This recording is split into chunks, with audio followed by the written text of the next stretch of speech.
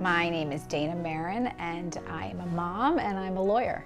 My story is relatively recent. I took a 23andMe test for fun. That was last April. I got the results in September. I did it just for genealogy, but I happened to do the health part as well. And I got the results, and one of them said, you have an extremely high chance of developing ovarian or breast cancer. And I was just sat there stunned. I, to my knowledge, really had no family history of this. I had no idea, I didn't know anything about BRCA. My only relation to BRCA actually was Angelina Jolie. That's all I had known until that point. So at that point I emailed my general doctor and I told her I got the results, and she referred me to Mount Sinai to go see a oncologist, Dr. Krill Jackson.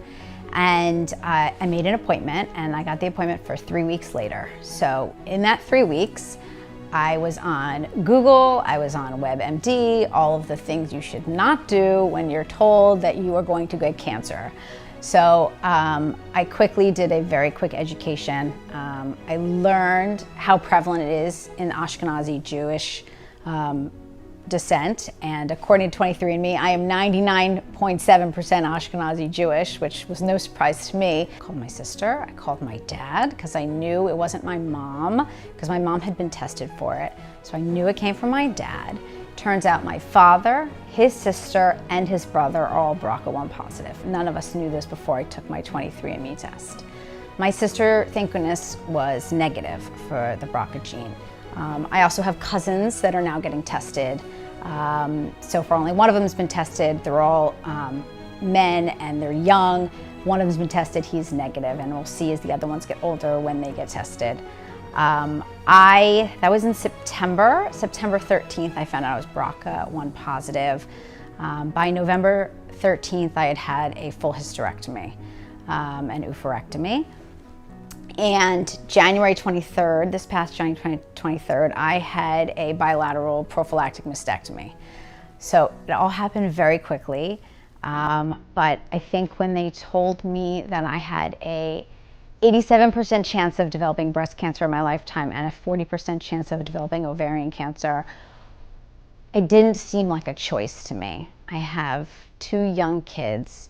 I have a 2-year-old and I have a 4-year-old. And all I could think about was being here for them. When you hear percentages like that, it didn't even seem like a choice. So that's where I am today. I am now I'm 5.5 months out from my double mastectomy. I feel great, thank goodness.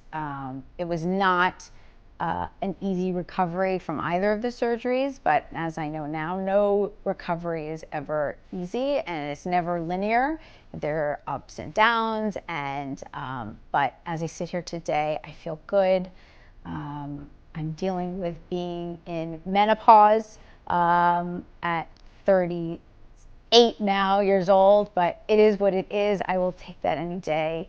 I feel very, very fortunate. That's all I can say. I feel very blessed that I found out. Besides that, I feel so fortunate and so blessed, and I'm so glad I was able to take these preventative measures.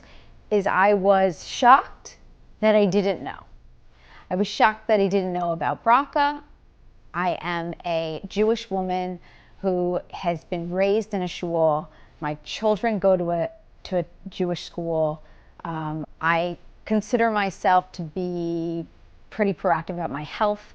I went to my doctor once a year for an annual. After I found out about my BRCA and I was doing all the research I could, I actually saw that Dr. Edkin Kramer was doing a speech in Sunny Isles about what is Jewish about cancer was the title of the speech. There are a few targeted BRCA organizations, certainly for Jewish people, and Yodeah was one of them that kept coming up. And then when I saw that Dr. Edkin Kramer had started Yodeah, I just knew that I had found my perfect person to help me guide me through this journey. And no physician had ever suggested to me that I be tested for the BRCA gene.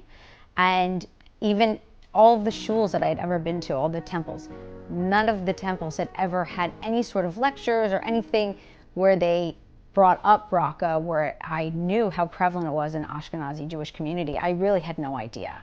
So I am shocked, and also that is my biggest driver now, is really raising awareness of the BRCA gene, BRCA1, BRCA2, especially in Ashkenazi Jews, without me getting tested. Now my aunt my aunt just recently had her oophorectomy.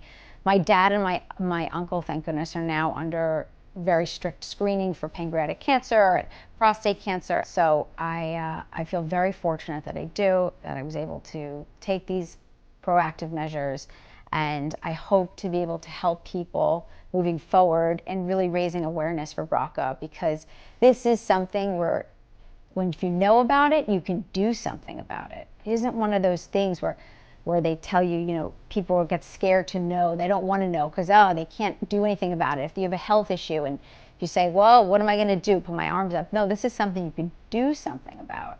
So I hope to be able to help and raise awareness now that I have been through this myself, and get more people tested, raise the awareness so people themselves go to get tested, certainly try to make the test more accessible for people, and cheaper, so people can do this. And that's my BRCA story.